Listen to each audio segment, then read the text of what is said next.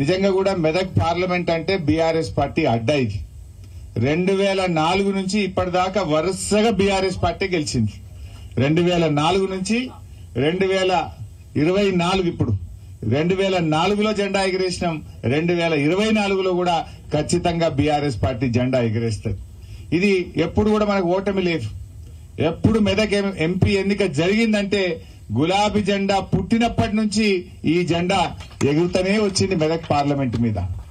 గెలిచిండు, ఎంత స్పీడ్ గా గెలిచిందో గంత స్పీడ్ గా తుస్సున కిందికి పోయింది. అది జనాలకు అర్థమైంది. ఎన్నికల ముందు రేవంత్ రెడ్డి గారు నోటితో మాట్లాడిండు, గెలిచినాక ఏమాయ 100 రోజుల్లో హామీలు అంటే నొసటితో వెక్కిరిస్తా ఉన్నాడు. ఒకటన్నా జరిగిందా? బాండ్ పేపర్లు వంచిండు, నోటరీ డాక్యుమెంట్లు ఇచ్చిండ్రు, మొదటి అసెంబ్లీలోనే చట్టబద్దత తెస్తామన్నారు, ఇది ఏఐసిసి మాట అన్నారు, ఇది రాహుల్ గాంధీ మాట అన్నారు, మాట తప్పమన్నారు. కానీ ఇప్పుడు ముఖం చాటేసిండ్రు. ఒక్కటన్నా అమలైందా? అందరికీ మోసమే. పేదలకు మోసం, మహిళలకు మోసం, రైతులకు మోసం, నిరుద్యోగ యువతకు మోసం, విద్యార్థులకు మోసం. ఒక్కరికైనా 100 రోజుల్లో హామీలు అమలు చేశారా? అక్కా చెల్లెళ్లకు నెలకు 2,500 రూపాయలు ఇస్తామన్నది కాంగ్రెస్. కానీ ఇవాళ 2,500 ఒక్కరికి కూడా రాలే. 100 రోజుల్లో ఇస్తామన్నారు, ఇవాళకి 120 రోజులైంది. నీ ప్రభుత్వం వచ్చి 120 రోజులైనా ఏ అక్కా చెల్లెకు కూడా ఇవాళ 2,500 రాలేదు. అంటే ఈ రాష్ట్రంలో 18 ఏళ్లు నిండిన మహిళలకు 1,42,00,000 మంది మహిళలకు ఒక్కొక్కరికి 10,000 రూపాయలు కాంగ్రెస్ పార్టీ బాకీ పడ్డది. ఇవాళ మీరు పార్లమెంట్ ఎన్నికల్లో మహిళల ఓటు అడగాలంటే మీరు 10,000 రూపాయలు చెల్లించినాకనే అక్కా చెల్లెల ఓటు అడిగే హక్కు ఈ కాంగ్రెస్ పార్టీకి ఉంటుందని మనవి చేస్తా ఉన్నా. పేదలు, నిరుద్యోగుల, మన నిరుపేదలైనటువంటి వృద్ధులు, వికలాంగులు, ఆసరా పెన్షన్లు వచ్చే వాళ్లకు 4,000 పెన్షన్ ఇస్తామన్నారు. డిసెంబర్లోనే ఇస్తా అని చెప్పింది ఎలక్షన్ల ముందు. అవ్వాని పెన్షన్ ఎంత అంటే 2,000 అన్నది ఒక అవ్వ. ఇక డిసెంబర్కి 4,000 ఇస్తాం, నీ మన్మడొచ్చి కాళ్ళొత్తుతాడు అన్నాడు అందంగా రేవంత్ రెడ్డి. మరి ఇప్పుడు మన్మడేడవా, నీ 4,000 ఏడవా? నేను మొన్న అసెంబ్లీలో పట్టుకొని అడిగిన, ఏమాయా మరి గెలిచిండ్రు, నిరుద్యోగ భృతి ఎప్పుడు ఇస్తారు అని అడిగిన. ఉప ముఖ్యమంత్రి భట్టి విక్రమార్క గారు అంటాడు, మేము ఏడా చెప్పలేదు అంటాడు. మేము నిరుద్యోగ భృతి ఇస్తామని ఎలక్షన్లలో గాని మా మేనిఫెస్టోలో గాని మేము ఏడ చెప్పలేదు అని సావు కబురు సల్లగా చెప్పినట్టు నిండు అసెంబ్లీలో అబద్దాలు చెప్పిండు. ఎన్నికల ముందు ప్రియాంక గాంధీ వచ్చి చెప్పింది, రేవంత్ రెడ్డి చెప్పిండు, వాళ్ళ మేనిఫెస్టోలో పెట్టిండ్రు నిరుద్యోగ యువతకు 4,000 ఇస్తామన్నారు. ఇవాళ యువతను కూడా మోసం చేసిండ్రు. మీరు ఎవరికి మేలు చేసిండ్రు? రైతులకు ఏం చెప్పిండ్రు మీరు? రైతులకు 5 హామీలు ఇచ్చిండ్రు. మేం గెలవంగానే 15,000 రైతు బంధు అన్నారు, మోసం. మేం గెలవంగానే వడ్లకు మక్కలకు 500 బోనస్ అన్నారు, మోసం. మేం గెలవంగానే వ్యవసాయ కూలీలకు 12,000 అన్నారు, మోసం. మేం గెలవంగానే 2 లక్షల రూపాయలు రుణమాఫీ అన్నారు, మోసం. మేం గెలవంగానే కౌలు రైతులకు 15,000 అన్నారు, మోసం. మేం గెలవంగానే కేసీఆర్ కంటే మంచిగా 24 గంటల కరెంట్ ఇస్తామన్నారు, 24 పోయి 14 వచ్చింది, మోసం. అన్ని మోసాలే. అందుకే ఇవాళ ఏమైంది? ఎలక్షన్ల ముందేమో అందంగా నోటితో మాట్లాడి రేవంత్ రెడ్డి, ఏమైందా నీ హామీలు అంటే ఇవాళ నొసటితో ఎక్కిరిస్తా ఉన్నాడు రేవంత్ రెడ్డి గారు. కాంగ్రెస్ 100 రోజుల పాలన, ఇవాళ వాళ్ళ గ్యారంటీలు అన్ని కూడా గారడీలుగా మారిపోయినాయి. 100 రోజుల్లో 6 గ్యారంటీలు అమలు చేస్తామన్నారు. ఇవాళ గారడీలతోని నమ్మించి ప్రజలను మరొక్కసారి మోసపుచ్చాలని, మభ్యపెట్టాలని ప్రయత్నం చేస్తా ఉన్నారు. అభయహస్తం అన్నారు. ఈ 6 గ్యారంటీల పేరు అభయహస్తం అన్నారు. ఆ అభయహస్తం కాస్త అక్కరకు రాని హస్తం అయిపోయిందని చెప్పి మనవి చేస్తా ఉన్నా. మీరు పటాన్చెరు దవాఖానలో పోయి ఇవాళ చూడండి, నేను చెప్పేది నిజమా కాదా? సంగారెడ్డి దవాఖానలో పోయి చూడండి, కేసీఆర్ కిట్లు బంద్ అయిపోయినాయి. ఆనాడు కళ్యాణ లక్ష్మి ఇచ్చిండు కేసీఆర్. దవాఖాన పోతే బిడ్డకు కాన్పు చేసి కేసీఆర్ కిట్ ఇచ్చి ఆటో కిరాయి లేకుండా తల్లిని పిల్లని ఇంటికి అర్థించిండు. కాంగ్రెస్ వాళ్ళు ఏమన్నారు? ఏ కేసీఆర్ లక్షనే ఇచ్చిండు, మేం తులం బంగారం కూడా కలుపుతామన్నారు. వచ్చిన అదే తులం బంగారం వాళ్ళకన్నా ఒక్కలకన్నా తులం లేదు. ఇంత కేసీఆర్ కిట్ బంద్ అయింది. కేసీఆర్ కిట్ బంద్ అయింది, కాంగ్రెస్ తిట్లు మాత్రం వచ్చినాయి. కిట్లు బంద్ అయినాయి, తిట్లు వచ్చినాయి, గంతే. మార్పు అంటే ఏం మార్పు వచ్చిందిరా నాయన అంటే, సర్కార్ దవాఖానలలో ఇచ్చే కిట్లు బంద్ అయినాయి, తిట్లు మాత్రం మోపోయినాయి. గిద్దప్ప ఏమైనా ఉన్నదే? కేసీఆర్ మొన్నోసారి సిరిసిల్లకు పోయిండు. పోయాడేదో మాట్లాడుకుంటూ మీరు 6 గ్యారెంటీల్లో 100 రోజుల్లో చెప్పిన దాంట్లో భాగంగా వడ్లకు 500 బోనస్ ఇస్తామన్నారు. యాసంగి వడ్లు వచ్చుడు చాలైంది, కళ్ళాళ్లకు వడ్లు వస్తున్నాయి. గా వడ్లకు 500 బోనస్ ఇవ్వయా రేవంత్ రెడ్డి గారు అంటే ఈయన అంటాడు కేసీఆర్ నీ డ్రాయర్ ఊడగొడతా అని మాట్లాడతాడు. తెలంగాణ తెచ్చి 10 ఏళ్లు ముఖ్యమంత్రి చేసిన కేసీఆర్ మీద ఈయన మాట్లాడే భాష ఇదేనా? నువ్వు రాష్ట్ర ముఖ్యమంత్రివా, చెడ్డీ గ్యాంగ్ సభ్యుడివా నేను అడుగుతా ఉన్నా. నువ్వు మాట్లాడే భాష అదేనా నేను అడుగుతా ఉన్నా. ఏమడిగాడు కేసీఆర్? నువ్వు ఓట్ల ముంగట 500 బోనస్ ఇస్తా అన్నావు. నీ 6 గ్యారంటీల్లో బాండ్ పేపర్ రాసి ఇంటింటికి వంచినావు. యాసంగి వడ్లు వచ్చినాయి, గా వడ్లకు బోనస్ ఇవ్వమంటే నువ్వు మాట్లాడే భాష గదా అని నేను చెప్పి నేను రేవంత్ రెడ్డి గారిని అడుగుతా ఉన్నా. భాష కాదు కదా, పనితనంతో ప్రజల మెప్పు పొందు. మాకంటే మంచిగా పని చేయి. కేసీఆర్ ₹1,00,000 ఇచ్చిండు, నువ్వు తులం బంగారం ఇచ్చి పేరు పొందు. నువ్వు 15,000 బోనస్ ఇస్తాను, గదిచ్చి పేరు పొందు. కేసీఆర్ ₹1,00,000 రుణమాఫీ చేసిండు, నువ్వు 2 లక్షలు చేస్తాను, గా పనిచేసి పేరు పొందు. ఈ తిట్లేంది నాకు అర్థం కాదు. మాకు తిట్టరాకనైంది. భాష, సంస్కారం, పద్ధతి కొంత ఉండాల్సినటువంటి అవసరం ఎంతైనా ఉన్నది. ఇలా బాధ ఏంటంటే 100 రోజుల కాంగ్రెస్ పాలనలో 200 మంది రైతులు ఆత్మహత్య చేసుకున్నారు. ఇలా రైతులు ఆత్మహత్య తెచ్చుకునేటువంటి పరిస్థితి తీసుకొచ్చినావు. ఇలా నేను అడుగుతా ఉన్నా, కాంగ్రెస్ పార్టీకి ఓట్లేసింది నీ తిట్ల కోసమా? నీ తిట్లు వినడం కోసం ఓట్లేసినామా ఏమన్నా? నువ్వు కేసీఆర్ కంటే మంచిగా చేస్తా అని ఊరిచ్చినావు, మాయ మాటలు చెప్పినావు. గా పని చేయి. గా పని చేయక నువ్వు కేసీఆర్ ను తిట్టి లీకులు రాయించి పేపర్లల్లా ఫేక్ వార్తలు పెట్టి సోషల్ మీడియాలన్నీ గట్లయిందట గిట్లయిందట అని ఫేక్ వార్తలు రాయించుకుంటూ ఇంకా ఎంతకాలం కాలం వెళ్లదీస్తావు? ఇంకా ఎంతకాలం ప్రజల్ని మోసపుచ్చుతావు? ఎక్కువ కాలం జరగదు అని చెప్పి నేను మనవి చేస్తా ఉన్నా. ఇప్పుడిప్పుడే ప్రజలకు అన్ని విషయాలు కూడా అర్థమైతా ఉన్నాయి. నువ్వు మార్పు మార్పు అన్నావు, మార్పు లేదు, అంతా మాయ చేస్తున్నది ఈ కాంగ్రెస్ పార్టీ. మాయ చేస్తున్న ఈ కాంగ్రెస్ కు ఈ పార్లమెంట్ ఎన్నికల్లో గుణపాఠం తప్పదు అని చెప్పి నేను మనవి చేస్తా ఉన్నా. మన వెంకట్రామరెడ్డి గారు, మీరు దయచేసి ఇంకో దుష్ప్రచారం చేస్తుండ్రు. ఇవాళ ఇక్కడ పోటీ చేస్తున్న అభ్యర్థులు వెంకట్రామరెడ్డి ఇక్కడ వాడు కాదు అంటున్నారు. వెంకట్రామరెడ్డి గారు మొన్నటి ఎన్నికల్లో ఆయన ఇంట్లో ఉండే కుటుంబ సభ్యులు 38 ఓట్లు మైపాల్ రెడ్డికి వేసిండ్రు. ఆయన ఉండేదే పటాన్ చెరువు కాన్స్టిట్యున్సీలో. జాయింట్ ఫ్యామిలీ ఆయనది. ఈ రోజుల్లో అసలు కలిసి ఉంటారే? మొత్తం 4 అన్నదమ్ములు, వాళ్ళ పిల్లలు, పెళ్లిలైన కోడళ్లు, కొడుకులు, ఒక్కింట్లో 38 మంది ఉంటారు. అంటే అంత మంచిగా కలిసిమెలిసే మనస్తత్వం ఉన్నది.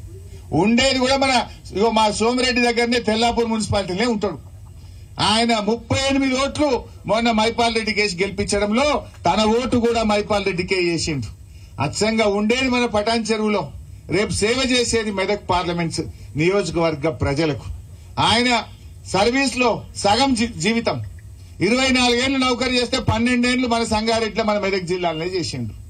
12 ఏళ్లు మన జిల్లాలనే సేవ చేసి గల్లీ గల్లీ తెలిసినోడు, ఈ ప్రాంతం మీద అవగాహన ఉన్నటువంటి వ్యక్తి, ఒక విద్యావంతుడు, బాగా చదువుకున్నటువంటి వ్యక్తి. అటువంటి వ్యక్తిని మనం గెలిపించుకుంటే రేపు మన మెదక్ లోక్సభ స్థానం గురించి పార్లమెంట్ లో గలమిప్పగలుగుతాడు, నిధులు చేయగలుగుతాడు, ఈ ప్రాంతాన్ని అభివృద్ధి చేయగలుగుతాడు, మనందరికీ అందుబాటులో ఉండి సేవ చేయగలుగుతాడు. మీకైతే పటాన్ చెరువులకు ఇంకా దగ్గర 15 నిమిషాల్లో ఆయన ఇంటికి పోవచ్చు. పావుగంట దూరంలో ఉంటది ఆయన ఇల్లు. పటాన్ చెరువు నియోజకవర్గంలోనే ఆయన ఇల్లు ఉంటది. అంత మంచి మనిషి. ఇవాళ ఆయన మనస్తత్వం నాకు బాగా తెలుసు. సంగారెడ్డిలో జాయింట్ కలెక్టర్ ఉన్నప్పుడు, సిద్దిపేటలో కలెక్టర్ ఉన్నప్పుడు, పీడీ డిఆర్డీఏ ఉన్నప్పుడు మైపాలన్ ఎంపీపీ ఉండే. ఆయన దగ్గరగా చూసిన నేను.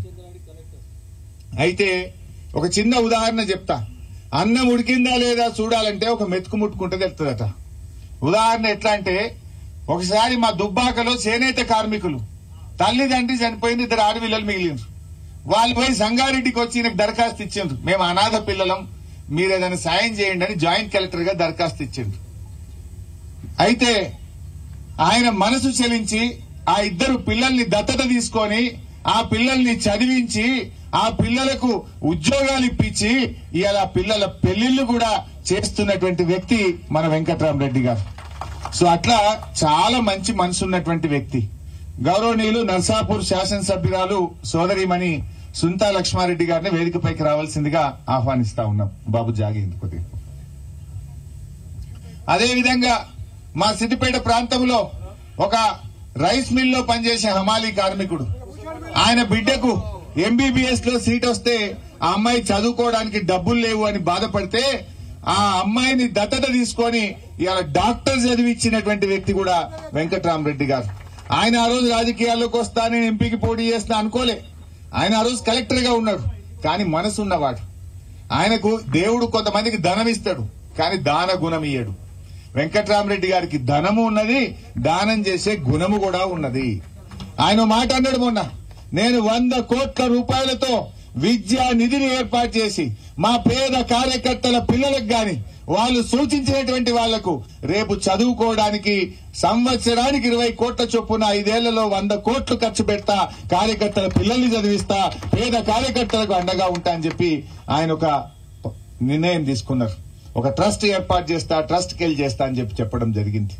అదే విధంగా ఇవాళ ఎన్నో ఇంకా మంచి ఆలోచన లైన్లో ఉన్నాయి. 13వ తేదీ మీటింగ్ నాడు వివరంగా ఆ విషయాలన్నీ కూడా చెప్తారు.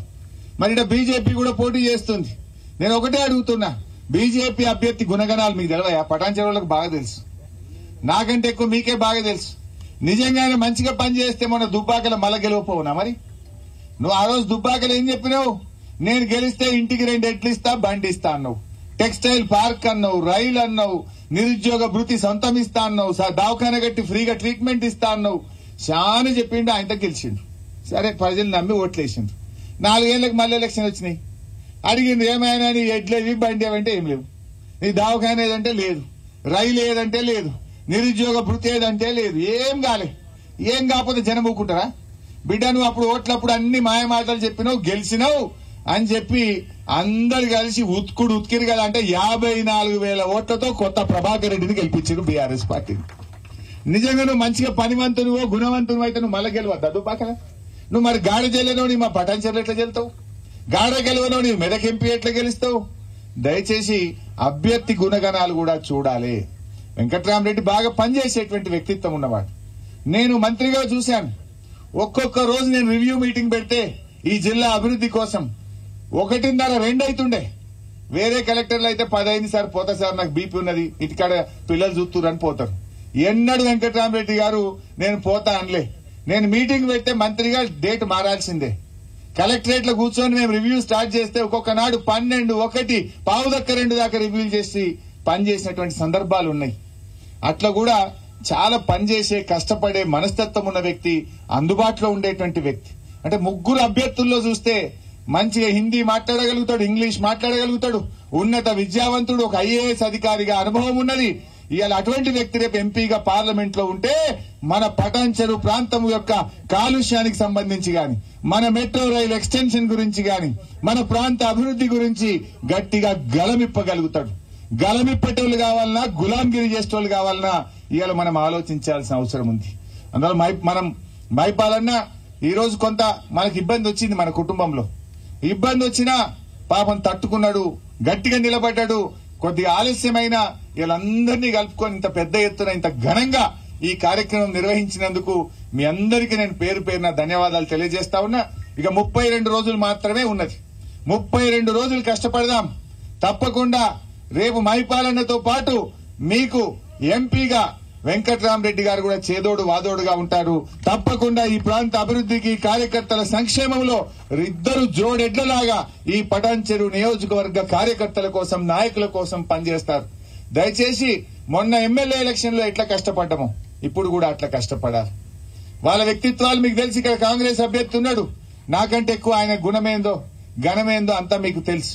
అందువల్ల మీరు బాగా ఆలోచన చేయండి. ఆలోచన చేసి ఎమ్మెల్యే ఎలక్షన్ లో కష్టపడ్డట్టు రేపు మొన్న కార్పొరేట్ ఎలక్షన్ లో మనం ఎట్లా కష్టపడ్డాం, ఆర్సీపురం గాని, మన రామచంద్రాపూర్ గాని, పటాన్చెరు, మన భారతీనగర్ లో ఎంత కష్టపడ్డాం, అట్లా పనిచేద్దాం. నేను రాలేదా మీకోసం ఆ రోజు? నేను రేపు కూడా మాటిస్తున్నా, రేపు మళ్ళా మీ ఎంపీటీసీ, జెడ్పీటీసీ, మీ సర్పంచ్ ఎలక్షన్లలో నేను మొన్న కార్పొరేషన్ ఎన్నికలు ఎట్లా పనిచేసిందో వెంకట్రామరెడ్డి గారు, మైపాల్ రెడ్డి గారితో పాటు రేపు మున్సిపాలిటీలు కూడా రాబోతున్నాయి. దాంట్లో కూడా ఆర్థికంగా, రాజకీయంగా, సామాజికంగా, ఫిజికల్ గా మేమందరం కూడా ఉంటాం. మీ గెలుపు కోసం కూడా అదే స్ఫూర్తితో మళ్లీ పనిచేస్తాం. మిమ్మల్ని అందరినీ కాపాడుకుంటాం. మనకు అధైర్యం అక్కర్లేదు. ఖచ్చితంగా భవిష్యత్తు మనదే. 4 నెలలకి ఆగమాగమైంది గవర్నమెంట్. నేను ఒకటంటేనే కేసీఆర్ ఏం చేసిండు, బీఆర్ఎస్ గవర్నమెంట్ ఏం చేసిందంటే మీరు ఒక 100 చెప్తారు. జిల్లాకు మెడికల్ కాలేజ్ పెట్టినాం, కళ్యాణ లక్ష్మి ఇచ్చినాం, కేసీఆర్ కిట్ ఇచ్చినాం, రైతు బంధు ఇచ్చినాం, రైతు బీమా ఇచ్చినాం, 24 గంటల కరెంట్ ఇచ్చినాం, రెసిడెన్షియల్ స్కూళ్లు పెట్టినాం, కొత్త జిల్లాలు చేసినాం, కొత్త మండలాలు చేసినాం, కొత్త మున్సిపాలిటీలు చేసినాం. ఇట్లా ఒక 100 చెప్పొచ్చు. 10 ఏళ్ల బీజేపీ పాలన ఏం చేసిందో ఒక చెప్పురే. పెట్రోల్ ధర పెంచినాం, డీజిల్ ధర పెంచినాం, గ్యాస్ ధర పెంచినాం, రూపాయి విలువ దించినాం, పేదరికం పెంచినాం, ఆకలి పెంచినాం. గిద్దప్ప ఒకటి ఉన్నదే. మరి 4 ఏళ్ల కాంగ్రెస్ పాలన, 4 నెలల కాంగ్రెస్ పాలన ఏమిచ్చారంటే అబద్దాలు, ఫేక్ వార్తలు, అక్రమ కేసులు తప్ప మీరు చేసిన ఒక్క మంచి పని 6 గ్యారెంటీల్లో చేసిందా? 100 రోజుల్లో అమలు చేస్తామన్న 13 హామీలు అమలైనయా? అంటే ఇప్పుడు నిజమేందనేది నిలకడ మీకు తెలుస్తుంది. అబద్దం వ్యాప్తి ఎక్కువ. నిజం గడప దాటక ముందే అబద్దం ఊరంతా చుట్టేస్తుందన్నట్టు అయింది మన పని. నిజం నిలకడ మీద తెలుస్తుంది అన్నట్టు బీఆర్ఎస్ పాలన ఈ గురించి ఇప్పుడిప్పుడే విఘ్నులైన ప్రజలు అర్థం చేసుకుంటా ఉన్నారు. అందువల్ల మీరు కూడా కార్యకర్తలు ఎవరు అధైర్యపడొద్దు. భవిష్యత్తు ముమ్మాటికి మనదే. ఎంత కష్టం వచ్చినా నేను నిలబడతా. మన మైపాలన్న తమ్ముంది కేసు అయితే అర్ధగంటలు వచ్చినా నేను. రేపు ఏ కార్యకర్తకు కూడా ఇబ్బంది వచ్చినా నేనుంటా, మైపాలన్న ఉంటాడు, వెంకట్రామ్ ఉంటాడు, మేమందరం మీకు అండగా ఉండి కాపాడుకుంటాం. భయపడే ప్రశ్నే లేదు. ఉద్యమం చేయలేదా 14 ఏళ్ళు? రానే రాదన్న తెలంగాణ తెచ్చుకోలేదా? రేపు అదే స్ఫూర్తితో ఖచ్చితంగా ఈ రాష్ట్రంలో మళ్లీ భవిష్యత్తులో అధికారంలోకి వచ్చేది బీఆర్ఎస్ పార్టీయే. ఎవరు కూడా అధైర్యపడాల్సినటువంటి అవసరం లేదు. గట్టిగా పనిచేద్దాం. ఈ ఎన్నికల్లో వెంకట్రామరెడ్డి గారిని గెలిపించుకుందాం. జై తెలంగాణ.